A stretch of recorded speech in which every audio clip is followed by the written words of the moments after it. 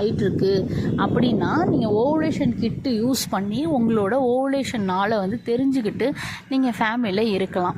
அதில் அந்த சிஸ்டர் என்ன கேட்டிருக்காங்கன்னு பார்த்தீங்கன்னா, ஃபுட்டு டயட் சொல்லுங்கள் ஓவுலேஷன் டைமில் அப்படின்னு சொல்லியிருக்காங்க. ஸோ ஓவுலேஷன் டைமில் வந்து பட்டர்ஃப்ளை யோகா பண்ணுங்கள். ஸோ அது வந்து உங்களுக்கு வந்து அங்கே ரத்த ஓட்டத்தை, கர்ப்பப்பையில் ரத்த ஓட்டத்தை வந்து அதிகப்படுத்தும்.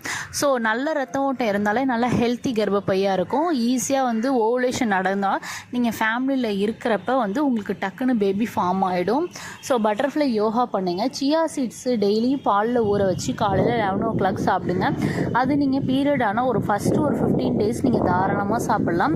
டியூரிங் ஓவுலேஷன் பீரியட்லேயும் வந்து தாராளமாக சியா சீட்ஸு சாப்பிட்லாம். அடுத்தது வந்து நட்ஸ் எடுத்துக்கோங்க. டேட்ஸ் வந்து வேண்டாம். ஸோ டேட்ஸ் வந்து ரொம்ப ஸ்வீட்டாக இருக்கனால வேண்டாம்.